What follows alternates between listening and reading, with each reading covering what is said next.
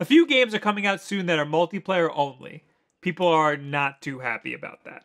It's clearly a way for developers to cut costs, and I completely understand that. It's best to focus on one thing and make it great than to spread yourself too thin. So I was looking for other great multiplayer only games, and I noticed a trend.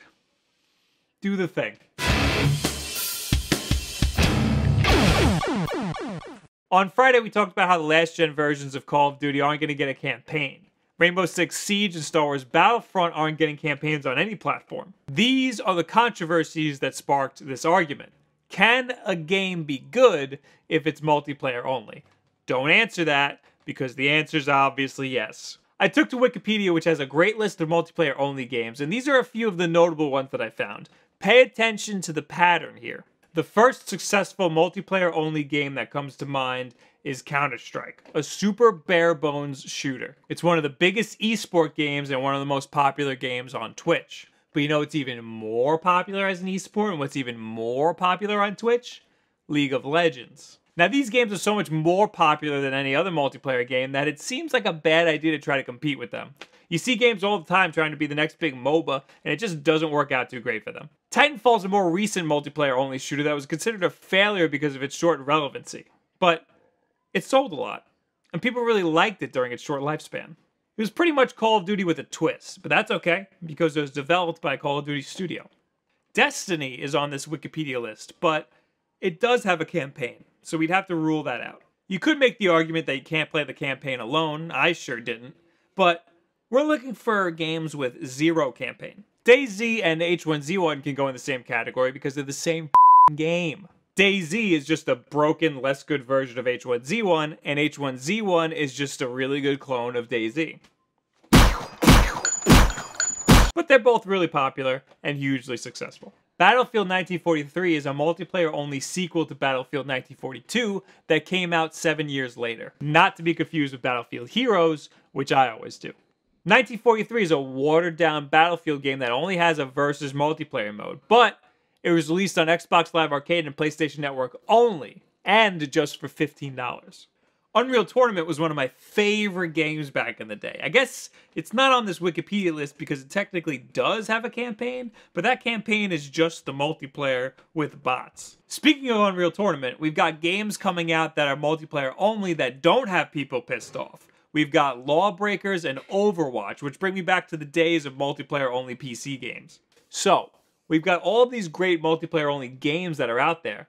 So why are people still pissed when a new multiplayer-only game gets announced? The problem seems to be when the game is part of a franchise that usually has a single player, even if nobody played the single player. I always used to play the campaigns for Rainbow Six games, but the campaigns were always just a glorified terrorist hunt. So as long as there's a terrorist hunt in the game, I'll deal with it. The stories just don't resonate with me.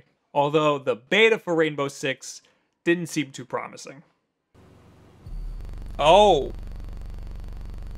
There's some cool noises happening.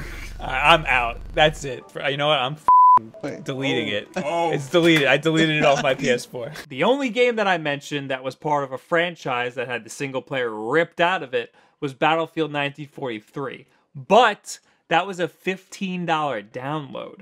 They acknowledged that it was just part of a game and not worth the full price tag. I will say that in the case of Star Wars Battlefront, I accept the decision to make it multiplayer only. DICE is really good at making multiplayer shooters, so let them do what they do best. A single player would be nice, but what are you going to do? I think it's going to bring a bunch of new people to the multiplayer genre, people who never would have played a game online with other people otherwise. And if you want to see my opinions on Call of Duty launching without a single player on last gen, that's in our last video. You click on this guy right here. So what do you guys think about games releasing without a single player these days to cut costs and whatnot? Do you play multiplayer games? Do you only play single player games? Leave it in the comments below. Add me on Twitter. All this other social media garbage. Yesterday, I just released another Mario Maker video, so you can click that, check that out too. This week, we're gonna be at New York Comic Con. So if you see us there, come say hi. Because of Comic-Con this week, next week's schedule is going to be all over the place. There will be our regular videos, but they might be switched in weird ways. So just be known. Be known. Be aware of that. And of course, if you're not already, make sure that you have subscribed. That's it. That's the button. Thank you guys very much. Have a good week. UI wasn't really something we had to worry about back in the day. Sure, there was the UI overlays on the screen, but that's not what we're really talking about here. We're talking about what actually gets you into the game, which is pretty straightforward on the NES, SNES, and N64. Call of Duty has so much in it. Yeah. Like the Black Ops 2, it was like amazing how much was in that. Yeah. You had the zombies, you had Zork. Whole version of Zork was in it. That was the first one. The first one? That was the first one, Whatever. yeah. But still.